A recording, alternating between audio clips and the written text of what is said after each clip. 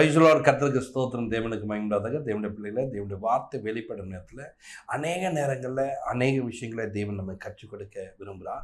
நாம் ஒவ்வொரு நாளும் அவருடைய வார்த்தையை பிடித்துக்கொண்டு அவரோடு பழக, அவரோடு கூட நெருங்க நாம் கற்றுக்கொள்ள வேண்டும். தேவனாகிய கர்த்தர் நம்மளை குறித்து என்ன பேசுகிறார், என்ன சொல்ல வருகிறார் என்பதை ஒவ்வொரு நாளும் நம்ம புரிந்து கொள்ளணும். வேதத்தை நாம் படிக்க வேண்டும். வேதத்தை படிக்கும் போது தான் நாம் எப்படி இருக்கிறோம், என்ன பண்ணுகிறோம் என்பதை நாம் அறிந்து கொள்ள முடியும். கவனிங்க, இந்த நாளில் கூட கலாத்தியர் 3ஆம் அதிகாரம் 1ஆம் வசனம் வாசிங்க. புத்தி இல்லாத கலாத்தியரே, நீங்கள் சத்தியத்திற்கு கீழ்ப்படியாமற் போகத்தக்கதாக உங்களை மயக்கினவன் யார்?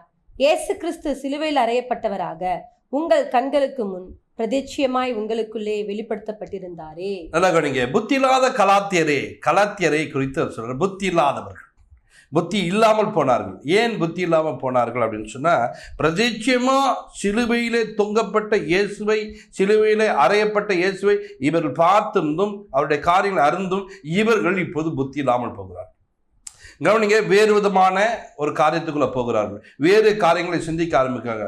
இப்போ இந்த வேறு காரியங்களை சிந்திக்கிறதுனால அது சொல்றது, புத்தி இல்லாத கலாத்தியரே, கவனிச்சுங்க, சத்தியத்துக்கு கீழ்ப்படியாமல் போகுதுன்னு. அப்போ பாருங்க, ஒரு மனிதன் புத்தி இல்லாமல் போவான்னு சொன்னால் அவன் நல் வார்த்தைக்கு கீழ்ப்படிய மாட்டான். நல்ல காரியங்கள் உலகத்தோட பார்த்தீங்கன்னா நிறைய மக்களை பாருங்க, அவங்களுக்கு புத்தி இல்லைன்னா நீ நல்லதை சொன்னால் எடுத்துக்க மாட்டான். உன் வேற என்னமோ அதை பார்த்துட்டு போவான். ஏங்க நான் நல்லதானங்க சொன்னேன் அப்படின்னா, ஏன்னா அவன் புத்தி இல்லாதவன். ஒரு சில பாருங்க நல்லா டிப்டாப்பாக ட்ரெஸ் எல்லாம் பண்ணியிருப்பாங்க, நல்லா நீட்னஸ் இருப்பாங்க, அவங்களுக்கு புத்தியே இருக்காது.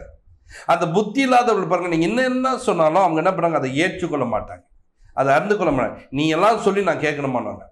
அப்படி கேட்காம போவதனால அவங்க பிரச்சனைக்குள்ள போறாங்க. இன்றைக்கு நீங்கள் ஏதாவது காரியங்களை புத்தி இல்லாமல் வாழுகிறீங்களா, புத்தி இல்லாமல் நடக்கிறீங்களா, புத்தி இல்லாமல் வாழ்ந்து கொண்டீங்களா, இன்னைக்கு நல்லா தெரிஞ்சுங்க, நீங்க புத்தி உள்ளவளாய் மாற வேண்டும். நீங்கள் புத்தி இல்லாமல் போவதற்கு காரணம் என்ன என்பதை அறிந்து கொள்ள வேண்டும்.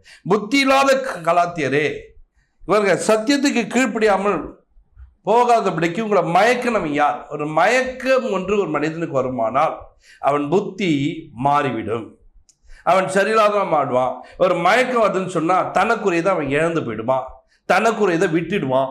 பாருங்க, என்னன்னு தெரியல, விழுந்தேன், அங்கே மயக்காட்சி மாதிரி இருந்தேன், விழுந்தேன், என் பாக்கெட்டில் எடுத்து யாரும் எடுத்துன்னு போயிட்டாங்க, விழுந்தேன், மயக்காட்சிது. பாருங்க, மயக்கம் அடித்தோன்னா அவன் நிற்கக்கூட முடியாதவனா மாறுவான். ஒரு மயக்க நிலைமை வந்தா அவன் அவனுடைய ஸ்தானத்தை விட்டு விலகி போயிடுவான். அப்போ உங்களை மயக்கினவன் யார்? அப்போ ஒரு மனிதனுக்கு மயக்கம் வருமானால் அந்த மனிதன் என்ன பண்ணுவான்? இன்னைக்கு பாருங்க, நம்ம அங்க போலாம் இங்க போலாம்னு சொல்லிட்டாங்கன்னா, ஒரு மயக்கத்துக்குள்ள போயிட்டுன்னு சொன்னா சபைக்கு வரத்த விரும்ப மாட்டேன், சபைக்கு போகிறத விரும்ப மாட்டேன். இன்னைக்கு சாயந்தரம் அவங்க பீச்சுக்கு போகலாம். பீச்சுக்கா அப்படின்னா, இப்போ சர்ச்சுக்குன்னு சொன்னா வரமாட்டான். ஏன்டா சர்ச்சுக்கு வரமாட்டா? ஏற்கனவே ஒருத்தன் பீச்சுக்குன்றான் பாருங்க. பீச்சுக்குன்னா சர்ச்சுக்கு வேணாம். காரணம்னா அதுக்கு ஒரு சாக்கு போக்கெல்லாம் சொல்லுவான்.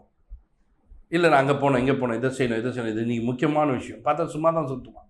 அப்போ பாருங்க, ஒரு மயக்க நிலைமைக்கு போனவன் சபையை நேசிப்பதோ, சத்தியத்தை நேசிப்பதோ, தேவனுக்கு கீழ்ப்படிவதோ இல்லாமல் போகுது. காரணம், நீ மயக்கத்தில் இருக்க. உங்களை மயக்கினவன் யார்? சத்தியத்துக்கு கீழ்ப்படிந்த நீ இன்னைக்கு சத்தியத்துக்கு கீழ்ப்படிய மாட்டேன்றிய, சத்தியத்துக்குள்ள இருக்கிற நீ சத்தியத்தை விட்டு விலகிறிய. காரணம் என்ன? சொல்ல தெரியாது. இன்னும் நஷ்டம் யாருக்கு தான்? உனக்கு தான் நஷ்டம். இது நிமித்தமா நீ தான் கஷ்டப்பட போற, நீ தான் வேதனைப்பட போற, நீ தான் துன்பப்பட போற. வேதத்துல தேவன் உருவாக்கும் போது ஆதாம் ஏவாளை உருவாக்கினான். இந்த ஆதாம் ஏவாளை உருவாக்கி இந்த ஆதாமுக்கு ஒரு துணை இருந்தால் தான் நல்லா இருப்பான். அந்த துணை எல்லாம் எல்லாமே துணையா இருக்குது. பாருங்க, எல்லா மிருக ஜீவனும் பாருங்க, அது ஜோடா இருக்குது, எல்லாம் ஜோடியாக இருக்கிறது மாத்திரம் இல்லாமல், இப்போ இந்த ஜோடியாக இருக்கிறது மாத்திர இந்த ஆதாமன் தான் ஜோடி இல்லாமல் இருக்கிறான். சரி, இவனுக்கு ஒரு துணை உண்டாக்கும். மனுஷன் தனியாக இருந்து நல்லா இருக்காது, அதுக்கு ஒரு துணை உண்டாக்கணும். துணை உண்டாக்கணும். இந்த துணை உண்டாக்கணும், அந்த துணை அவனுக்கு பிரியமா, அவனுக்கு ஏற்றதாக இருக்கணும். இது என்ன பண்ணுது, இவன் கூட பேசுகிற நேரத்தை விட தனியாக ஒருத்தர் கூட மீட்டிங் வச்சிருக்கு, தனியாக ஒருத்தர் கூட பேச்சுச்சு. இந்த பேச்சு என்னன்னா மயக்கப்படுது. இந்த மயக்க நிலைமைக்கு போகிறாங்க. இந்த மயக்கத்துக்குள்ள போனோனையும் இவர்களுக்குரிய ஸ்தானத்தை இவர்கள் இழந்து போகிறார். ஆதியாகம புத்தகத்துல 3ஆம் அதிகாரத்துல 5ஆம் வசனத்தை வாசிக்கும்போது பாருங்க, நீங்கள் இதை புசிக்கும் நாளிலே, நீங்கள் இதை புசிக்கும் நாளிலே உங்கள் கண்கள் திறக்கப்படும், உங்கள் கண்கள் திறக்கப்படும், நீங்கள் நன்மை தீமை அறிந்து, நீங்கள் நன்மை தீமை அறிந்து தேவர்களைப் போல இருப்பீர்கள் என்றும் தேவன் அறிவார் என்றது. தேவர்களைப் போல மாறுவீங்கன்னு சொல்லிட்டு தேவனை அறிந்து வச்சிருக்காரு. ஏங்க எப்போ தேவனுடைய வார்த்தை கேட்டு நீ நடக்கிறியோ அப்பவே நீ தேவனாக தான் இருக்கிறன்னு சொல்லிட்டு வேதம் சொல்லுது. தேவனுடைய வசனங்கள் ஒரு மனிதனுக்குள்ள இருக்கும் போது அவன் தேவனாய் இருக்கிறான் என்று வேதம் சொல்லியிருக்கிறது. இயேசு ஒரு இடத்துல கூட அதை தான் பேசுவார். தேவனுடைய வார்த்தையில கேட்டதுனால தேவனா இருக்கிறீங்கன்னு சொல்லியிருக்குது அப்படின்னு. அப்போ இவங்க ஆல்ரெடி எப்படி இருந்தாங்கன்னா தேவனாக தான் இருந்திருக்காங்க. இவங்களுக்கு நன்மை எது தீமை எதுன்னு தெரியும். இப்போ பிசாசு எப்படி வந்து மயக்கிறானா, எதுல உன்னை கத்தர் வச்சிருக்கோம் அதே விஷயத்துல அது உண்மைதானா? ஐயோ நீங்கள் சொன்னப்போ தான் எனக்கு டவுட்டாகவே இருக்குதுங்க, நான் இனிமேல் தான் உங்களை யோசிக்கணும். வரும்போதே உங்கள் வீட்டுக்குள்ள அது இருக்குது இதுக்குன்னு ஒரு பிரச்சனை கொண்டு வந்து வைப்பான் ஒரு கூட்டம். நீங்கள் தான் கொஞ்சம் இல்லைங்க கத்தர் எங்களுக்கு நல்லா தான் வச்சுருக்காரு அப்படின்னு தான் எங்களுக்கு முன்னாடி தெரியும். நீங்கள் அவன் சொன்னது நிமித்தமாக நீங்கள் இப்போ செக் பண்ணிங்க பாருங்க, இங்கே தான் நீங்கள் பிரச்சனைக்குள்ளே போவீங்க. அப்போ தான் அந்த டவுட்டு தான் உங்களை வேறு விதமாக கொண்டு வரும். அவன் உன்னை மயக்கிறான், உன்னை மயக்க நிலைமை கொண்டு போகிறான். நீ மயங்காத, நீங்கள் மயங்கக்கூடாது. நீங்கள் ஒரு நாளும் மயங்கிடக்கூடாது, போகக்கூடாது. மயங்கக்கூடாதுன்னு சொன்னால் வார்த்தைகளை பிடித்து கொள்ள வேண்டும், வார்த்தைக்கு கீழ்ப்படிய வேண்டும். வார்த்தையின்படி இருந்தால்தான் உங்கள் வாழ்க்கை உயர்ந்திருக்கும், சிறந்திருக்கும். ஆனால் நீங்கள் என்ன பண்ணுறது, வார்த்தையின்படி இருப்பது குறைந்து போயிடுச்சு. இப்போ இதை புசிக்கும் நாளிலே தான் நீங்கள் என்ன பண்ணுங்க, நன்மை தீமை அறியத்தக்கவளாய் நீங்கள் தேவனை போல இருப்பீங்க, உங்கள் கண்கள் திறக்கப்படும் இப்படி சொல்லி மயக்கணும். இவர்கள் அதை புசித்தார்கள், சாப்பிட்டார்கள். சாப்பிட்டது மாத்திரம் என்ன நடந்தது தெரியுமா?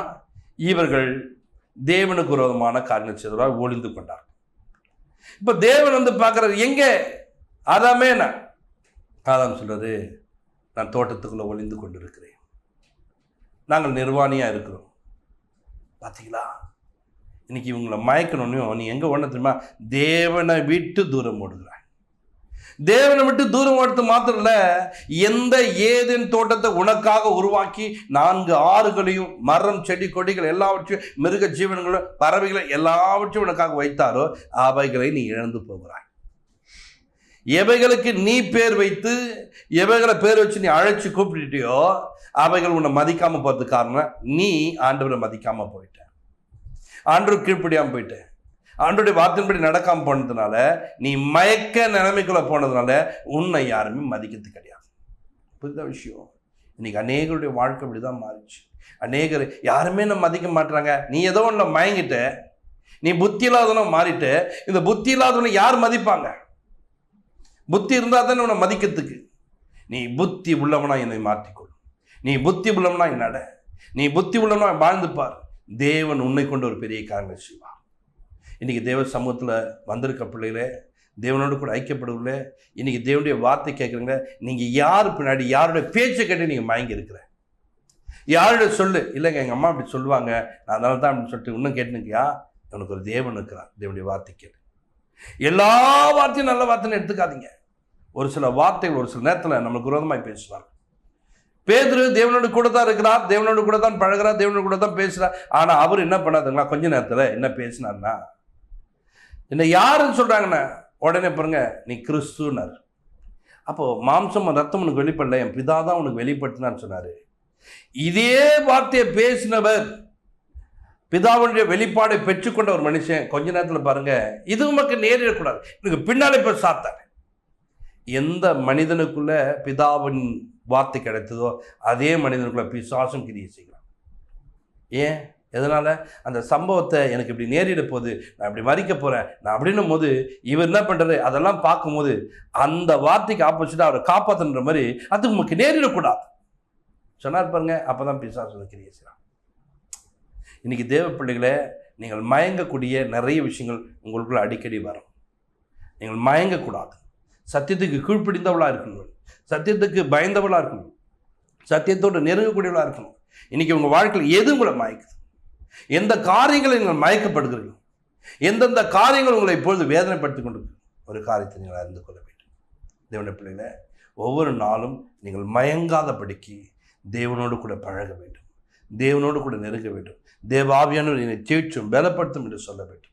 கவனிங்க, மத்தியில பாத்தீங்க 26 75 வசனம் நம்ம வாசிக்கும் போது பாருங்க, அப்பொழுது பேதுரு சேவல் கூவுகிறதற்கு முன்னே, கவனிங்க, சேவல் கூவுகிறது முன்னே நீ என்னை 3 தடவை மறுதலிப்பாய் என்று இயேசு தன்னிடத்தில் சொன்ன வசனத்தை நினைத்துக் கொண்டு, இயேசு தன்னிடத்துல சொன்ன வசனத்தை நினைவு கூர்ந்து அவர் என்ன பண்ற, மனம் கசந்து அழுதுகிறார். வசனத்துக்கிட்ட அழுக ஆரம்பிச்சாரு. தேவனுடைய வசனம் எனக்கு கிடைத்தது, தேவன் கூட பேசினாரு, நான் இப்படி மாறிட்டேன்னு சொல்லிட்டு அழுதார் பாருங்க. இந்த வசனம் தான் அவரை திரும்பவும் மயக்க நிலைமை வெளியில கொண்டு வந்தது. இன்னைக்கு உங்க கூட ஆண்டவர் பேசியிருப்பார். உன்னை நான் அப்படி மாற்ற போறேம்மா, உன்னை நான் அப்படி உயர்த்த போறேம்மா, உன்னை இந்த சார்ந்து கொண்டு போகணுமா, கர்த்தருடைய வார்த்தை உனக்கு கிடைச்சிருக்கும். அந்த வார்த்தையை இன்னைக்கு நீங்க விட்டுட்டு உலக மனிதர்கள் சொன்ன வார்த்தையை நம்பி ஓடுறீங்களா? இந்த பிஸ்னஸை பண்ணுங்க, உங்களுக்கு இது கிடைச்சிடும், அந்த பிஸ்னஸை பண்ணுங்க, அது கிடைச்சிடும், அவன் வார்த்தை கேட்டு அவன் பண்ண எல்லாம் ஏமாற்ற வேலையை பார்த்து மயங்கி பண்ண வைக்கீங்களா? இங்கே சொல்கிற ஆண்டவர் என் வார்த்தையோடு பழகிப்பார், உன்னை அப்படி கொண்டு போவேன். வார்த்தையோடு பழகிற மனிதனுடைய வாழ்க்கையில் ஒரு உயர்வை வைத்திருக்கிறார், ஒரு மேன்மை வைத்திருக்கிறார், வரங்களை கொடுக்கிறார், ஆசீர்வதிக்கிறார், உயர்ந்த சார்ந்து கொண்டு போக தேவன் வல்லவராக இருக்கிறார். ஆனால் வார்த்தையோடு பழகுவது குறைந்து. எதோட பழகணும் தெரியுமா? இயேசு சொல்கிறாரு, இந்த சேவல் கூவதுக்கு முன்னாடி நீ என்ன பண்ணுவ? 3 டைம் பதிலளிப்ப. வசந்த விட்டார், தேவன் சொன்னதை விட்டாரு. இல்லாண்டவரே உமக்காக நான் மறிக்கவும் தயார் சொன்னதை பிடிட்டா, அதுக்குள்ள ஒரு குறுக்கில் என்ன பண்ணாரு? நான் உமக்காக மறிக்கவும் தயார்னு சொன்னவரு இயேசு பிடித்து கொண்டு போகும்போது அவள் கேட்கிறார்கள், நீ அவனை கூட இருந்தவன் தானே? என்ன இல்லை இல்லை, நான் அவன் அல்ல. அடுத்து திரும்ப கேட்குறான், உன் பேச்சு கூட அப்படி தானே இருக்குது, நான் அவன் இல்லை. அடுத்து சொல்ற, சபிக்கவும் சத்தியம் பண்ணவும் தொடங்கி விட்டார். ஏன்னா சபிக்கக்கூடாது, சத்தியம் பண்ணக்கூடாது. ஏன்னா ஒரு மனிதன் மயக்க நிலைமைக்கு போனதுனால, அந்த மயக்கத்துக்குள்ள இருக்கிறதுனால தான் என்ன செய்கிறோம் என்பதை அறியாமல் செய்கிறான். இன்னைக்கு தேவ பிள்ளைகள, தேவனுடைய பிள்ளைகளா இருந்த நீ இன்னைக்கு சபைக்கு போய் நல்லா தேவனோட பழகின மனிதன் இன்னைக்கு நீ குடித்து கொண்டு இருக்கிறையா? இன்னைக்கு தேவனோடு கூட பழகின நீ தவறான பழக்க வழக்கத்தில் இருக்கிறையா? உன்னை மயக்கினது யார்? உன்னை மயக்கினது யாரு? உன் கூட பேசின வசனத்தோடு நீ இன்னைக்கு ஐக்கியப்படு, உன் கூட பேசின வார்த்தையோடு ஐக்கியப்படு. உன் கிட்ட இருக்கிற பிசாசு உன்னை பார்த்து ஓட ஆரம்பிப்பான். காரணம் என்ன தெரியுமா? நீ வசனத்துக்கு கிட்ட போனா அந்த ஆவி ஓட ஆரம்பிச்சிடும், வசனத்துக்குள்ள போனா அந்த ஆவி ஓட ஆரம்பிச்சிடும். கவனிச்சிங்களா? அப்படி வசனத்துக்குள்ள போ. இயேசு பாருங்க, மத்திய புத்தகம் 4ஆம் அதிகாரத்தில் பார்த்தீங்கன்னா, அங்கே இயேசு என்ன பண்ணுறாரு? உபவாசம் முடிச்சு வெளியே வர்றாரு. இப்போ பாருங்க, ஒரு மயக்கத்துக்கு பிசாசு வந்தான், இந்த கல்லை அப்பமாக்கி தின்னும். பார்த்தீங்களா? பசியோடு வராரு, அவருக்கு பசி இருக்குன்னு அறிந்து கொண்ட பிசாசு இந்த கல்லை அப்பமாக்கி தின்னும். இயேசு பூமியில் வந்த உடனே அவரை பற்றி அறிஞ்சு கொண்டான், லிஸ்ட் எடுத்துதான். இப்போ இவர் என்ன சூழ்நிலை இருக்கார்? இவருக்கு என்ன சொல்லலாம்? உன்னை பற்றி ஒரு பெரிய லிஸ்ட் வச்சுருக்கான். நீ எப்போ கிறிஸ்துவுக்குள்ள வந்து தேவனுடைய வார்த்தை அறிந்து கொண்டு தேவனோடு கூட ஐக்கியப்படி உன் லிஸ்ட் வச்சுக்கிறான். உனக்கு என்ன தேவை என்பதை அவனும் அறிந்து வச்சிருக்கான். நம்ம நேரத்தில் வசந்த பிடிப்போம்னா, உங்களுக்கு இன்னது தேவை என்று பரமபிதா அறிந்து வச்சிருக்காருனா, இவனும் பூமியில் ஒரு பிதா போல செயல்படுறான். உன் தேவை அறிந்தவனா காணப்படுறான். அந்த தேவை அறிந்தவன் உன்னை எப்படி தவறான ரூட்டில் கொண்டு போகலாம், உன்னை தவறான வழியில் எப்படி கொண்டு போகலாம், உன்னோட திட்டம் கரெக்டாக வந்து நிற்பான். வந்தவன் என்ன பண்ணதுமா? இந்த இயேசு வந்து கொண்டுவேன், இந்த கல்லை அப்பமாக்கி தின்னும். உடனே இயேசு பாருங்க, நல்லா ஞாபகம் படுத்தினேன் அப்படின்னு நினச்சினா மயக்கத்தில் விழுந்து கிடப்பார். ஆனால் இயேசு என்ன பண்ண தெரியுமா? மனுஷன் அப்பத்தினால் மாத்திரம் இல்லை, தேவனுடைய வார்த்தையினால் என்ன பண்ணுவான்? பிழைப்பான். பார்த்தீங்களா? வசனத்தோடு நெருங்கினார், மயக்க முடியல. உப்பருக மேலே கொண்டு போயிட்டு தாழ குதியும் சொன்ன. அப்போ என்ன பண்ணுறாரு? ஆமாம், நம்ம குடிச்சோம்னா தேவதூரில் இவர் பண்ணி காமிப்போம் அப்படின்னு நினைக்கலையே. தேவன் என்ன பண்ண கூடாது? பரீட்சை பார்க்கக்கூடாது என்று சொல்லி வசனத்தோடு நெருங்க ஆரம்பிச்சான். தேவனாகிய கர்த்தர் ஒருவருக்கே ஆராதனை செய், என பணிந்து கொள்ளும் போது ஒருவருக்கே ஆராதனை செய். வசனத்தோடு நெருங்கினா பிசாசு விட்டு ஓடுறான். வசனத்தோடு நெருங்கும் போது மயக்கிற மனிதன் ஒன்று விட்டு ஓடுவான். மயக்கத்திலிருந்து வெளியே வர முடியும். மயக்கம் உனக்கு தெளிவாகும். பார்த்தீங்களா?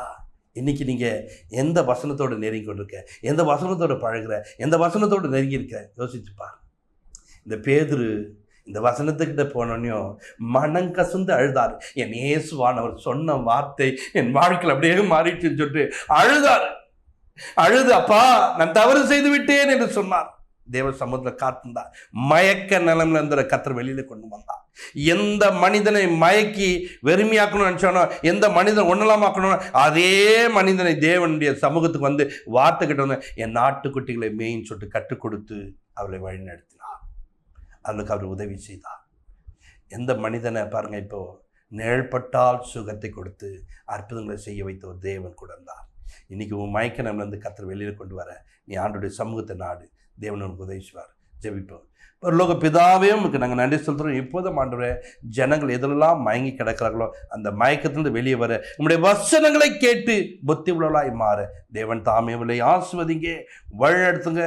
பெரிய காரியங்களை கர்த்தர் செய்யப்பதுக்காய் ஸ்தோத்திரம். இவளுடைய வசனத்தோடு நெருங்க பழக இவளுக்கு கிருபை தார். இயேசுவே உதவி செய்யும். இயேசு கிறிஸ்துவின் ஜெபத்திற்கு நல்ல பிதாவே, ஆமென்.